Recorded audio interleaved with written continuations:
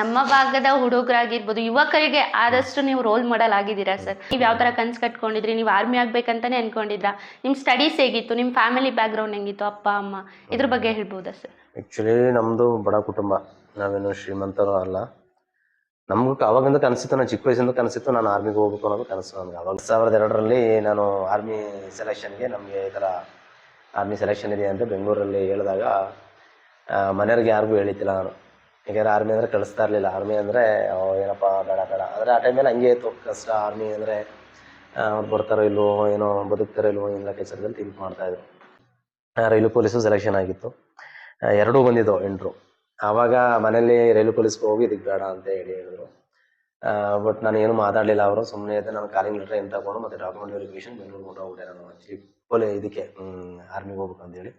ಅಲ್ಲಿ 1 ವರ್ಷ ಟ್ರೈನಿಂಗ್ ಇತ್ತು. 1 ವರ್ಷ ಮಾಮೂಲಿ ಆಡಿರ್ತದೆ ಟ್ರೈನಿಂಗು, ಆರ್ಮಿ ನಿಮಗೆ ಗೊತ್ತಿಲ್ಲ.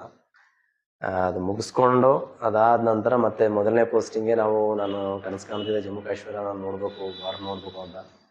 ಅದೇ ರೀತಿಲಿ ನಾನು ಮೊದಲನೇ ಪೋಸ್ಟಿಂಗ್ ಜಮ್ಮು ಕಾಶ್ಮೀರಕ್ಕೆ ಆಯಿತು, ನವಗಾಮ್ ಡಿಸ್ಟಿಕ್ಕಲ್ಲಿ. ಅಲ್ಲೊಂದು 2 ವರ್ಷ ಇದ್ದೆ. ಅದಾದ ನಂತರ ಮತ್ತೆ ಫೈಜಾಬಾದ್ ಅಯೋಧ್ಯೆಯಲ್ಲಿ ಗಲಾಟೆ ಇತ್ತು ಆ ಟೈಮಲ್ಲಿ, ಅಲ್ಲಿ 1-2 ವರ್ಷ ಇದ್ದೆ. ಮತ್ತು ಇನ್ನೊಂದು ರಾಷ್ಟ್ರೀಯ ರೈಫಲ್ಸ್ ಅಂತ ಇರ್ತದೆ ನಮಗೆ, ಮತ್ತೆ ಅಲ್ಲಿ ಹೋಗಿ 1-2 ವರ್ಷ ಮಾಡಿದೆ. ಮತ್ತೆ ತಿರ್ಗಾ ಜಮ್ಮು ಕಾಶ್ಮೀರದಲ್ಲೇ ಮತ್ತೆ ಇನ್ನೊಂದು 2 ವರ್ಷ, ಡೆಲ್ಲಿ, ಅರುಣಾಚಲ್ ಪ್ರದೇಶ, ಈ ಥರ ಎಲ್ಲ ಭಾಗದಲ್ಲೂ 15 ವರ್ಷ ಸೇವೆ ಸಲ್ಲಿಸ್ಕೊಂಡು ಬಂದೆ. ನಾನು ಹುಟ್ಟಿದ್ದು ಬೆಳೆದಿದ್ದು ಒಡ್ರಕೊಪ್ಪಲು ಅಂತೇಳಿ, ಆಮೇಲೆ ಸಾಲಿಗ್ರಾಮ ತಾಲೂಕು. ಈಗ ಫಸ್ಟ್ ಕ್ಯಾನರ್ ಆಯಿತು ಸಾಲಿಗ್ರಾಮ ತಾಲೂಕು. ಅಲ್ಲಿ ನಮ್ಮ ತಂದೆ ಹೆಸರು ಪಾಪಣ್ಣ ಅಂತೇಳಿ, ನಮ್ಮ ತಾಯಿ ಮಾದೇವಮ್ಮ. ನಮ್ಮ ತಂದೆ ತೀರ್ಕೊಂಡಿದ್ದಾರೆ, 1 ವರ್ಷ ಆಯಿತು ತೀರ್ಕೊಂಡು.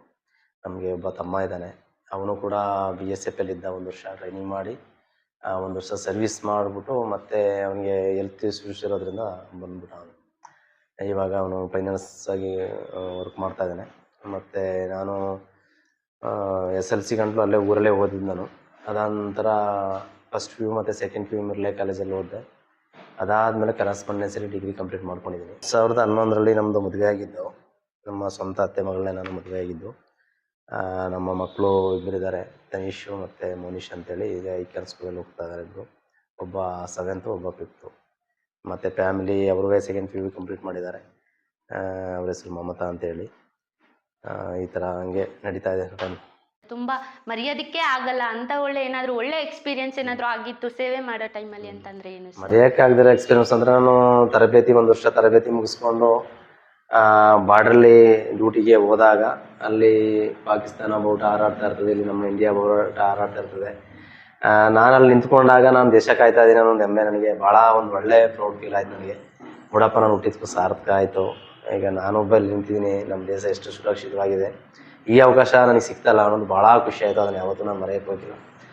ನಾನು ಆ್ಯಕ್ಚುಲಿ ಈ ಜಾಗದಲ್ಲಿ ನಾನು ಕುಂತಿರೋದಕ್ಕೆ ಕಾರಣವೇ ನನಗೆ ಆರ್ಮಿನ ಸೇರಿ ಆ ಸೇವೆ ಸಲ್ಲಿಸಿ ಇರೋದ್ರಿಂದ ನನಗೆ ಈ ಜಾಗ ಅಂತ ನಾನು ಹೇಳಕ್ಕೆ ಇಷ್ಟಪಡ್ತೇನೆ. ಸರ್, ಇವಾಗೆಲ್ಲ ಓಕೆ, ಯುವಕರು ಕನಸು ಕಾಣ್ತಿದ್ದಾರೆ, ನಾನು ಆರ್ಮಿಗೆ ಹೋಗ್ಬೇಕು, ಈ ಥರ ಏನೋ ಒಂದು ರೋಲ್ ಮಾಡೆಲನ್ನು ಇಟ್ಕೊಂಡು ಕೆಲವ್ರನ್ನ ಈ ಥರ ಸೇವೆ ಮಾಡ್ತಿದ್ದಾರಲ್ವ, ನಾವು ನಮ್ಮ ದೇಶ ಸೇವೆ ಮಾಡೋಣ ಆ ಥರ ಮೆಂಟಾಲಿಟಿನಲ್ಲಿ ಇದ್ದಾರೆ.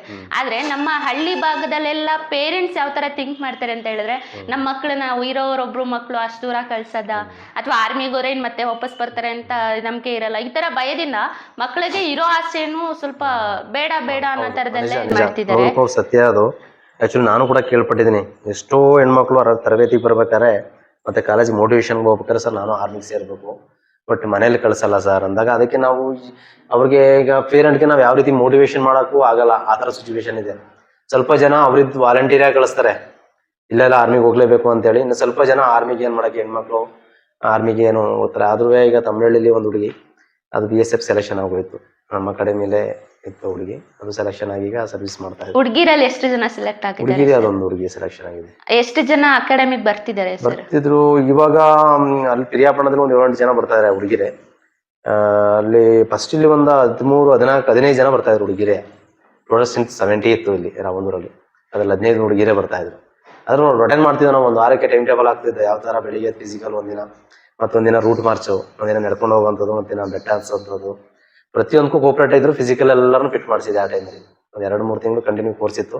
ಆ ಕೋರ್ಸಲ್ಲಂತೂ ಎಲ್ಲ ರೀತಿಲೂ ಅವ್ರಿಗೆ ಸ್ವಿಮ್ಮಿಂಗ್ ಅದನ್ನು ಒಂದು ಟ್ರೈನಿಂಗ್ ಕೊಡಿಸಿದ್ದು, ಮತ್ತು ಬೆಟ್ಟ ಹತ್ತಂಥದ್ದು, ಬೆಟ್ಟದ ಪರ ಇಲ್ಲಿಂದ ನಡ್ಕೊಂಡು ಹೋಗೋದು, ಬೆಟ್ಟದಪುರ ಬೆಟ್ಟ ಹತ್ತೋದು ಮತ್ತೆ ವಾಪಸ್ ನಡ್ಕೊ ಬರೋಂಥದ್ದು. ಮತ್ತೆ ವೀಕ್ಲಿ ಒನ್ಸ್ ಅಂತೂ 5 ಕಿಲೋಮೀಟರ್ ನಡೆಸ್ತಿದೆ ಕಂಟಿನ್ಯೂ ಆಗಿ. ಇಲ್ಲಿ ಊರಲ್ಲಿ ಈ ಕಡೆ ನಡೆಸ್ಕೊಂಡು ಯಾವುದೇ ಭಾಗದಲ್ಲಿ ಹೋದ್ರೂ ಒಂದು ರೂಟ್ ಮಾರ್ಚ್ ಟೈಪು ಒಂದು 5 ಕಿಲೋಮೀಟರ್ ನಡೆಸುವಂಥದ್ದು. ಫಿಸಿಕಲಿ ಫಿಟ್ ಆಗ್ಬೇಕು ಅವರು, ಮೆಂಟಲಿ ಫಿಸಿಕಲಿ ಫಿಟ್ ಆದರೆ ಚೆನ್ನಾಗಿರ್ಬೋದು ಅನ್ನೋ ಉದ್ದೇಶದಿಂದ ಅದನ್ನು. ಇವಾಗ ಆರ್ಮಿಗೆ ಜಾಯಿನ್ ಆಗುವಂತ ಯುವಕರಿಗೆ ನಿಮ್ ಕಡೆಯಿಂದ ಮೋಟಿವೇಶನ್ ಸಿಕ್ತು ಸರ್. ಆದ್ರೆ ಅವ್ರ ಪೇರೆಂಟ್ಸಿಗೆ ಏನಾದ್ರು ಈ ತರ ಹಿಂಜರಿಕೆ ಇರೋರು ಆಗಿದ್ರೆ, ಸಪೋರ್ಟ್ ಮಾಡಿರೋರು, ಈ ತರದವರಿಗೆ ನಿಮ್ ಕಡೆಯಿಂದ ಏನ್ ಹೇಳ್ತೀರಾ ಸರ್? ದಯಮಾಡಿ ಯಾರು ಅಪ್ಪ ಅಮ್ಮಂದಿರು ಏನು ಅಂತಾರೆ ಮಕ್ಕಳಿಗೆ ಪ್ರೋತ್ಸಾಹ ಕೊಡಿ. ಈಗ ಮಕ್ಕಳಲ್ಲಿ ಅವರದೇ ಆದಂಥ ಕನಸು ಕಟ್ಕೊಂಡಿರ್ತಾರೆ. ನಾನು ಆರ್ಮಿಗೆ ಸೇರಬೇಕು, ನಾನು ಪೊಲೀಸ್ ಆಗಬೇಕು, ನಾನು ಒಂದು KS ಆಗಬೇಕು, ನಾನೊಂದು PSI ಆಗಬೇಕು ಅಂತ ಕನಸು ಕಂಡಿರ್ತಾರೆ. ಅಂಥ ಕನಸುಗಳಿಗೆ ಪ್ರೋತ್ಸಾಹ ಕೊಡಿ, ಸಪೋರ್ಟ್ ಮಾಡಿ. ಯಾಕೆಂದ್ರೆ ನಿಮ್ಮ ಸಪೋರ್ಟ್ ಭಾಳ ಇಂಪಾರ್ಟೆಂಟು. ಮನೆಯಲ್ಲಿ ಫ್ಯಾಮಿಲಿ ತಂದೆ ತಾಯಿ ಏನೋ ಸಪೋರ್ಟ್ ಇದೆಯಲ್ಲ, ಅದು ಬಹಳ ಇಂಪಾರ್ಟೆಂಟ್ ಆಗುತ್ತೆ ಮಕ್ಕಳ ಇದರಲ್ಲಿ ಬೆಳೆಯೋಕ್ಕೆ. ಯಾಕಂದ್ರೆ ಒಬ್ಬರು ಆರ್ಮಿಗೆ ಹೋಗ್ಬೇಕು ಅಂದಾಗ ಮನೇಲಿ ಬೇಡ ಏನು ಮಾಡಕ್ಕೆ ಹೋಗ್ತೀಯ, ಬಾ ಇಲ್ಲಿ ಕೆಲಸ ಮಾಡು, ಆರ್ಮಿಗೆ ಹೋಗ್ಬಿಟ್ಟು ಅಲ್ಲೇನು ಸಂಪಾದನೆ ಮಾಡ್ತೀವಿ, ಇಲ್ಲೇ ಮಾಡ್ಬೋದು ನಾವು ಅನ್ನೋದು ತುಂಬ ಜನ ಅದನ್ನು ಹೇಳ್ತಾರೆ. ಮ್ಯಾಕ್ಸಿಮಮ್ ಒಂದು 60-70% ಅಷ್ಟು ಹೇಳ್ತಾರೆ.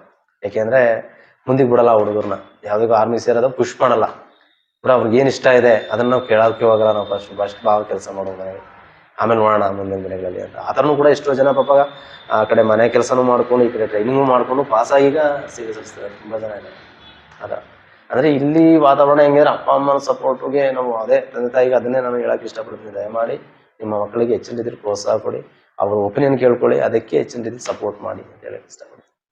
ತುಂಬಾ ಧನ್ಯವಾದಗಳು ಸರ್ ನಮಗೋಸ್ಕರ ಇಂಟರ್ವ್ಯೂ ಕೊಟ್ಟಿದ್ದಕ್ಕೆ.